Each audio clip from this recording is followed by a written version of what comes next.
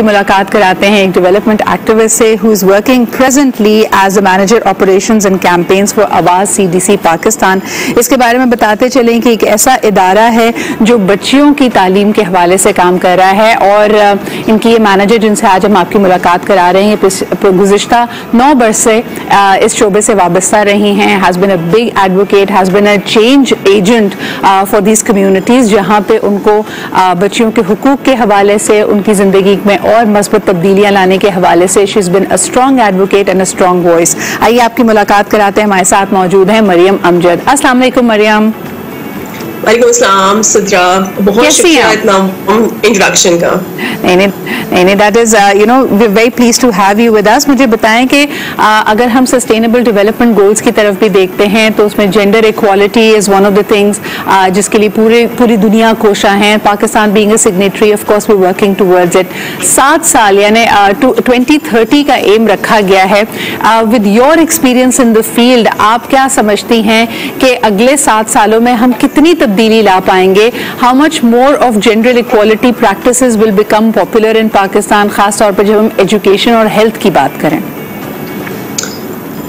सिद्रा, बहुत शुक्रिया इस बहुत ही इम्पोर्टेंट टॉपिक के लिए आपने अपने प्रोग्राम में हमें मदऊ किया। जेंडर इक्वालिटी जो है सिद्रा एक बहुत ही वास्ट और बड़ा सब्जेक्ट है और इसके लिए बहुत कोशिशों की ज़रूरत है होने वाली।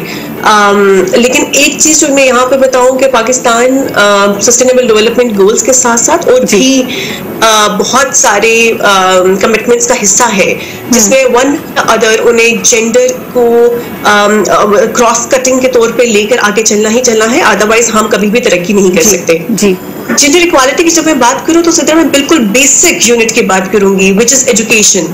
अनलेस आप तमाम बच्चियों को, खास तौर पे बच्चियों को, क्योंकि बच्चियां हमारे मुल्क में बहुत पीछे हैं एजुकेशन में, जब तक बच्चियों को हम एजुकेशन नहीं प्रोवाइड करेंगे आप जेंडर इक्वालिटी का ख्वाब कभी भी पूरा होते हुए पाकिस्तान में नहीं देखेंगे। अगर आप बच्चियों को तालीम दे पाएंगे तो जाहिर है हेल्थ में और एजुकेशन में और दीगर शोबों में आप देखेंगे कि एक वाज़ह तब्दीली आपको नजर आएगी। तो 7 साल रह गए हैं, बहुत दूर नहीं है, वक्त गुजरने में देर नहीं लगेगा, हमें कोशिश करनी है अभी से ही। लेकिन हम ये देख रहे हैं कि अभी जो हमारी कोशिशें हैं वो थोड़ी स्लो हैं, हमें इसकी पेस को जरा तेजी से बढ़ाना पड़ेगा। बिल्कुल सही। अच्छा, खुसूसन मरियम, क्योंकि आपका फोकस सेकेंडरी एजुकेशन पे है और अभी हाल ही में मेंस्ट्रुअल हाइजीन डे गुजरा, तो हमने देखा कि बहुत सारे और फैक्टर्स हैं, ग्रास रूट रियलिटीज हैं जिनके बारे में शायद हम बात नहीं करते।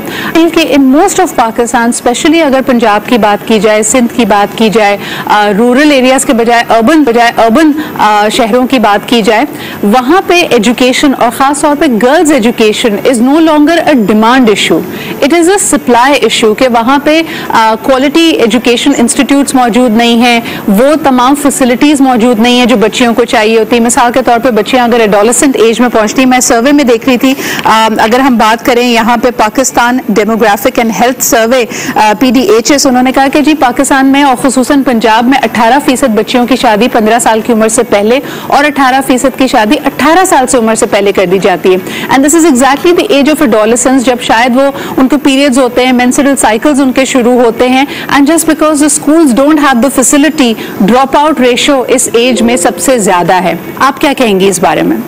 सजा, मैं बिल्कुल इंडोर्स करूंगी आपके इस बात को, और हम भी जब पार्लियामेंटेरियंस के साथ बातचीत करते हैं, स्कूल एजुकेशन अथॉरिटीज के साथ बात करते हैं, या जो भी हाईएस्ट अथॉरिटी से बात करते हैं, तो उनसे यही वाली बात करते हैं कि बच्चियां हमारे यहाँ मुल्क में इसलिए भी पीछे हैं क्योंकि बच्चियों की बहुत सारी और डिमांड्स हैं, बच्चियों की और बहुत सारी ऐसी बेसिक रिक्वायरमेंट्स हैं जो कि स्कूल्स में अवेलेबल नहीं होती हैं, जिसकी वजह से हमारी बच्चियां जो है वो स्कूलों से बाहर हो जाती हैं, वो ड्रॉप आउट का शिकार हो जाती हैं। आवाज ने खुद एक सर्वे किया था कुछ अर्सा पहले, और उसमें बहुत कैटेगोरिकल एक हमारे पास फाइंडिंग ये आई थी कि प्राइमरी के बाद पेरेंट्स बच्चियों को अलाउ नहीं करते 5वीं के बाद कि वो स्कूल आगे जाएं।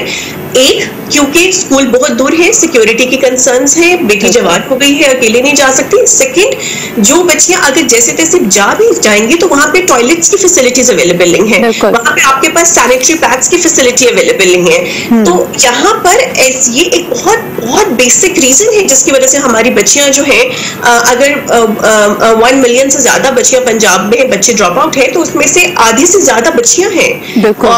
हमारे यहाँ अभी भी बिल्डिंग्स पार्शियली डेंजरस बिल्डिंग्स करार दी जाती हैं। हमारे यहाँ अभी भी जो क्वालिटी का एजेंडा है वो हम सामने नहीं लेकर आते, क्योंकि अभी तो हम सिर्फ बहुत बेसिक प्रोविजन की बात कर रहे हैं। जो बेसिक फैसिलिटीज है, toilet is one of the very basic facility that should be in the school. Safe drinking water एक बहुत इंपॉर्टेंट है। अगर पानी पीने का नहीं होगा तो बच्चा स्कूल में नहीं आएगा, तो ये बहुत जरूरी है।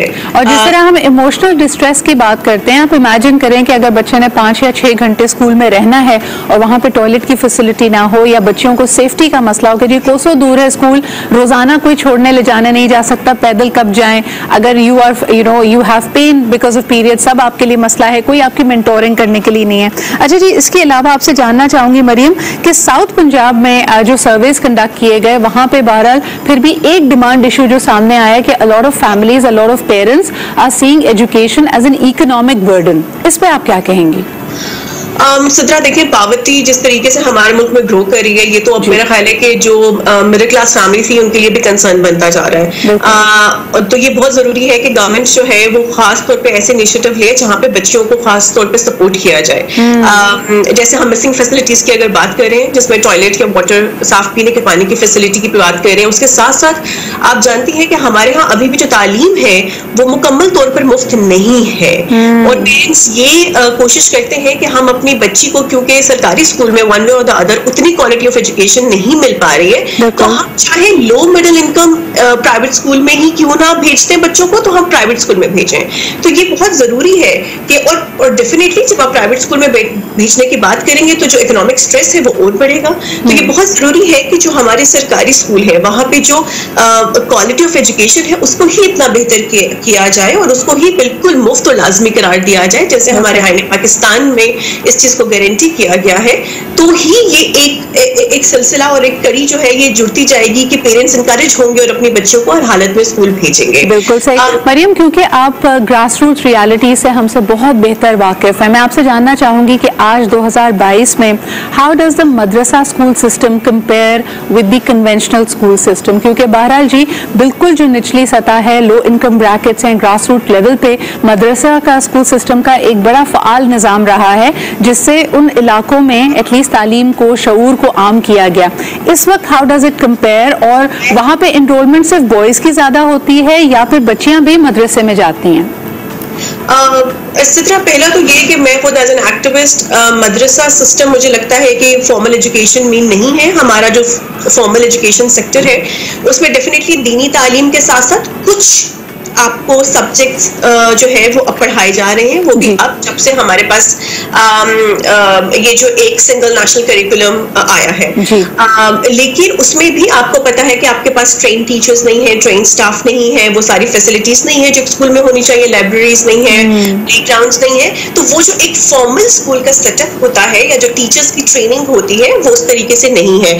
तो मैं खुद बहुत ज्यादा एडवोकेट नहीं हूँ मदरसा सिस्टम की। आई बिलीव कि फॉर्मल एजुकेशन सिस्टम होना चाहिए, स्कूल होने चाहिए, असातिज़ा होने चाहिए। लेकिन उसके साथ साथ जो लोग बिल्कुल भी अफोर्ड नहीं कर पाते, हमारे मास्टर में यही है कि वो बच्चों को मदरसा भेज देते हैं। तो इट्स वेरी इंपॉर्टेंट कि मदरसा सिस्टम के ऊपर भी एक बहुत गहरी नजर रखनी चाहिए गवर्नमेंट को, उस पर भी इन्वेस्ट करे। और आपने जैसे कहा कि उसकी शायद शुरुआत SNL के थ्रू हुई थी, और मुझे याद है पर्सनली मेरी बहुत ज्यादा रिजर्वेशन थी सिंगल नेशनल करिकुलम को लेके। लेकिन मुझे बताइए Mariam, and this probably will be my last question to you, कि with the change in government और अभी हालिया बजट में हमने देखा कि एजुकेशन का बजट थोड़ा सा कम कर दिया गया है बनस्बत पहले के, because every department, every area is feeling a pinch.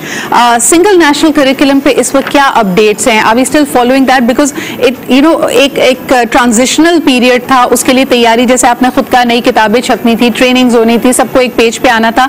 इस वक्त where does it stand? Sidra, it's very unfortunate. हमारे मुल्क में तालीम को भी पोलिटिसाइज किया जाता है हर दूसरी चीज़ की तरह। एक सुबह सिंगल नेशनल करिकुलम को एक्सेप्ट करा है, दूसरा उसका अभी भी एंटी खड़ा है। हमारे पब्लिशर्स कह रहे हैं कि हम ये इस तरह की छापेंगे किताबें, इस तरह की नहीं छापेंगी, इतना हमारे पास आएगा बंच ऑफ ऑर्डर तो ही हम छापेंगे, तो ये एक बहुत ही बड़ा पॉलिटिकल इशू बन चुका है। लेकिन अभी तक उसकी जो इम्प्लीमेंटेशन है वो कोई बहुत अप्रिसिएटिंग नहीं है, अनफॉर्चुनेटली। तो एवरी टाइम हमारे स्टूडेंट्स इस ट्रांजिशन में रहते हैं, यानी ये अब जस्ट फॉर माय व्यूअर्स सेक हम ये आपके लिए एक दफा फिर कहना चाहेंगे कि पहले ही हमने देखा कि वो बच्चे जो कच्ची जमातों में हैं, जो 5th क्लास से 5th ग्रेड से नीचे की क्लासेस में थे, कोविड में उनका बहुत हर्ज हुआ, यकीनन उनकी दोस्तियां, उनके लर्निंग ऑब्जेक्टिव्स मीट नहीं हो पाए, and coupled with all the existing problems जिसका जिक्र अभी मरियम कर रही थी कि हमारी स्कूल्स नहीं है, फैसिलिटीज नहीं है, बच्चों की जल्दी शादी कर दी जाती है, एक इकोनॉमिक बर्डन है, and then add to that the strategic failure के सिंगल नेशनल करिकुलम कहां पे स्टैंड करता है, टीचर्स की और फैकल्टी मेंबर्स की ट्रेनिंग कैसे होगी, बुक्स कैसे पब्लिश होंगी, it is all a mess right now. And हमारे इस से मरियम की मौजूदगी का फायदा उठाते हुए एक दफा फिर जो कंसर्न डिपार्टमेंट्स हैं हम चाहेंगे कि वो इस तरफ तवज्जो जरूर दें। मरियम बहुत बहुत शुक्रिया हमारे साथ मौजूद होने के लिए। जी, एक चीज मैं कहना चाहूंगी कि देखें, जब हम बजट बनाते हैं तो हमें इस चीज पर सोचने की जरूरत है कि हम अपना ज्यादा बजट जो है वो डेवलपमेंट बजट रखें। अब आज भी जो हमारा बजट चल रहा है, जो इस साल का बजट पेश हुआ है, उसमें 421 बिलियन टोटल बजट है, जिसमें से सिर्फ 39 बिलियन डेवलपमेंट है, बाकी सब रिकरेंट है, जिसमें टीचर्स की सैलरीज हैं, जिसमें बिल्स हैं। तो जो जहां से आपके स्कूल बनने हैं, जहां पे बच्चों को फैसिलिटीज मिलनी है, वो बजट अभी भी बहुत कम रखा गया है। I think thank you for pointing that out, Mariam, कि even the division of the existing budget is something that needs to be revisited. बहुत शुक्रिया मौजूद होने। छोटा सा ब्रेक लेते हैं and we'll be right back.